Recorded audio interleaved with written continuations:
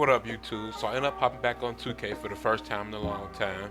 It was a patch. They ended up nerfing it behind the back, and I'm happy about it because when you playing this game, you playing a park, you playing a wreck, everybody do the same move over and over behind the screen, and like it became abusive. It became boring to play. Like the old 2Ks, like don't get me wrong, it was like a OP moves in the 2Ks, but most people they use different moves to try to be fancy or try to be different. This 2K, everybody was doing the same thing, and it just became repetitive and boring quick. So with that patch, I ended up hopping back on 2K. Like, let me give it a try.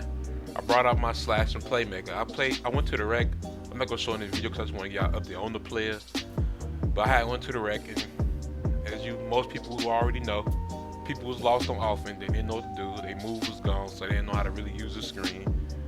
And now 2K, I ain't gonna say the game better now because of that patch, because it's still the same shit, but people ain't abusing the same move over and over. So I mean, I guess that's a step in a good direction, but this game it's still boring. But for the people that still play this game, I'm gonna give y'all an update on my player, see what badges hide. Like, you can switch it up, see what badges I use, see how my character was made. And for those, my height 6'5", I made a weight 212. I go 212 with all my characters. Like, every character I make gonna be 212, unless you're a shooter. If you're a shooter, I'm gonna do like the minimum weight just so you can be a little bit faster. But if they playmakers, they gonna be not max weight, but they're gonna be 212 every time. And for all them people that made all these shooting builds and they like that abused that behind the back to get their easy buckets, I feel sorry for you, but just try a different build. I'm telling you, this year slashes are deadly, especially if they can shoot too. Cause you don't need you don't gotta have like a 83 to knock down a 3. You can have a 70, 65. It'll be decent, but don't sleep on them slashes because with this patch, I'm pretty sure a lot of people will start using slashes.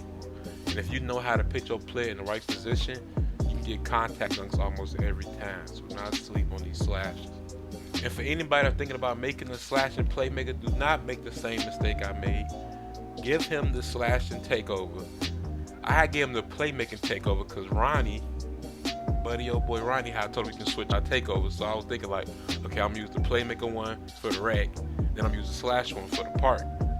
But it turned out you couldn't change it, so now I'm just stuck with the playmaker takeover, which it ain't bad, but it's not better than the slash and takeover. The slash and takeover is just better, period.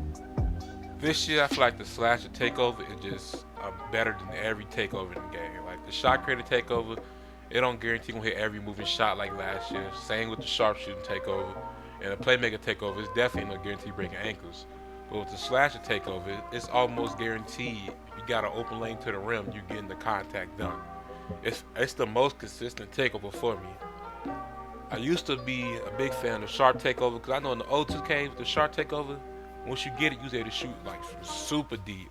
But since they nerfed limited range and nerfed the sharpshooter takeover, it's not really like it's not useful. So you better off picking the slasher takeover or the shot creator one. But if you rank them, I'll go slasher, then shot creator, and then playmaking, and then sharp last. I don't feel like people need to have that one.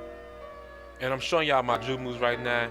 For the people that used to abuse the behind the back, just use the Kobe size up. It's pretty good. It's still the best size up in the game. You can still go either way with it. You can still burst out with it. So it's not as good as the behind the back with the Kobe, because I know you do the behind the back, then do the Kobe, you go back and forth quick as ever. But just keep the Kobe size so you can still cook with it, and start using all your rest of your dribble moves, because it's still some decent dribble moves in this game. Don't get me wrong, the dribble moves ain't all that this year, but you can still put something together. You can still take somebody ankles. They still got the momentum, so don't just give up because you can't do the behind the back no more. So I'm gonna be uploading a lot more 2K now. I'm done with the hiatus. I'm done taking a break from YouTube. I'm gonna be uploading more consistently. I'm gonna be back playing 2K. Even though the 2K boring, I'm gonna make the best out of it and give y'all the best content I can give y'all, where I provide y'all with tips and tricks on how to get better for the next 2K. That's if y'all get the next 2K. I know 2K be letting us down with previous years, so some of y'all might be like, I'm not getting it, but if you do get it, I'm gonna help y'all get better, help your IQ be a little bit better, because the 2K community IQ is at all time low, and I'm out. Take one. Man, this shit remind me of some 03 50 Distant Murder Inc. type shit.